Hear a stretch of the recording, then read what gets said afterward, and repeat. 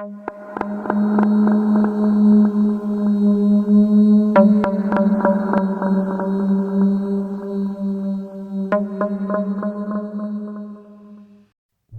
teman-teman, jumpa lagi di SCH Sakura Cerita Horor Part 5 yang berjudul Kembali ke Rumah Nenek. Tidak lama-lama ya, kita langsung aja.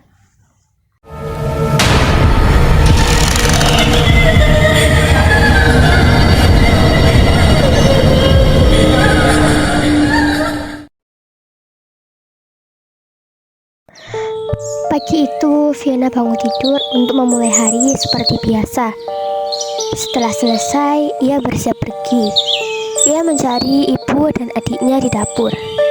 Dan terdengar suara telepon berdering. Dan ternyata itu adalah Winnie, sahabatnya, yang menanyakan tugas di mata kuliahnya nanti. Fiona terus berjalan menuju dapur mencari ibu dan adiknya.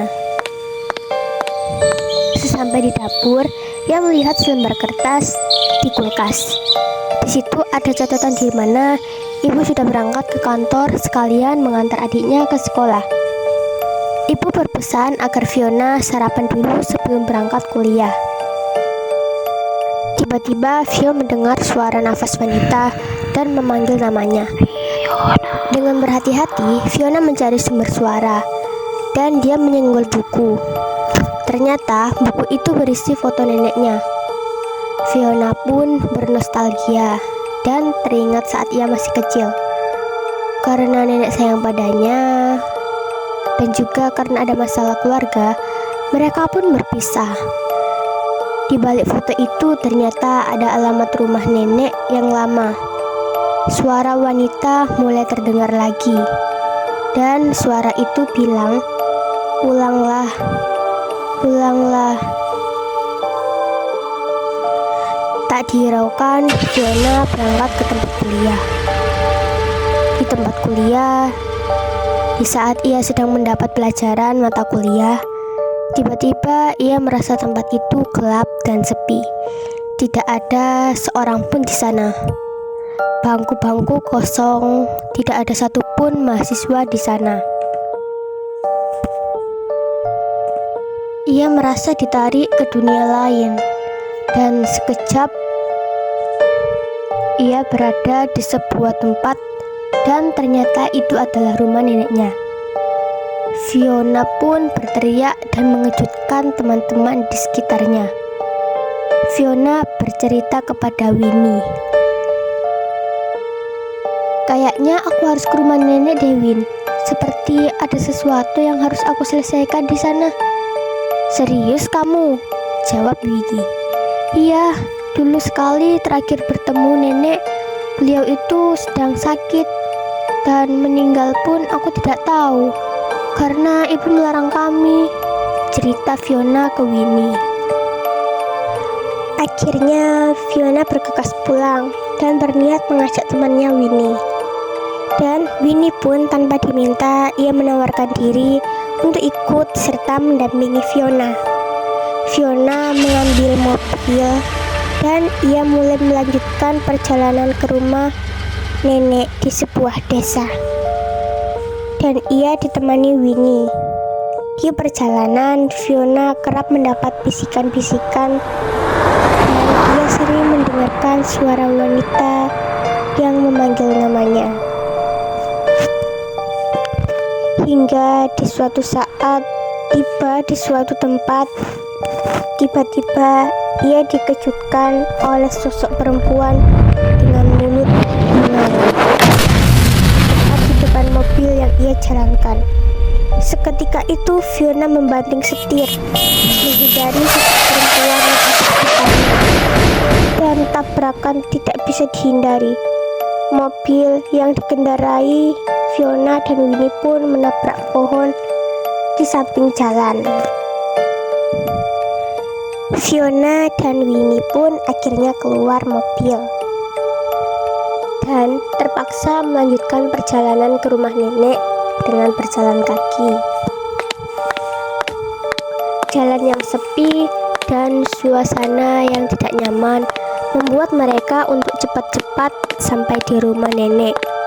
Di tengah jalan, mereka bertemu seorang pria yang tiba-tiba muncul dan mereka menanyakan jalan ke rumah nenek. Laki-laki tersebut dengan tangan yang menunjuk suatu tempat yang mengarah ke sebuah rumah. Itu tampak wajahnya yang begitu pucat dan menyeramkan. "Terima kasih," kata mereka kepada pria tersebut. Fiona dan Winnie sampai di rumah yang dituju. Fiona mengetuk pintu dan keluarlah seorang nenek. "Fiona, Nek, ini gimana kabar nenek? Nenek sehat kan?" tanya Fiona ke nenek.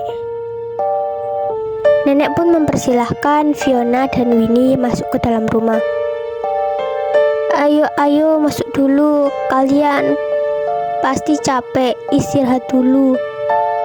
Nenek mau ke kamar dulu. Kalian kalau makan dan minum itu di belakang. Kalian ambil sendiri ya. Oh iya, tolong nenek minta direbuskan air untuk membuat teh hangat. Iya nek, jawab Fiona dan Winnie. Fiona segera ke dapur untuk merebus air, sedangkan Winnie masih di ruang tamu dengan santai. Ia memandang lagi ruangan sekitar. Tiba-tiba matanya tertuju pada sebuah kaca rias yang menempel di dinding. Ia mendekat, mencoba untuk berkaca. Alangkah kagetnya, di dalam kaca ia melihat sosok perempuan dengan mulut menganga, sedang melihat dirinya. Winnie pun balik badan karena takut dan memastikan di belakangnya ada orang. "Hai, siapa itu?" kata Winnie. Ia lari duduk di kursi tamu dan ia memutuskan ke kamar untuk istirahat.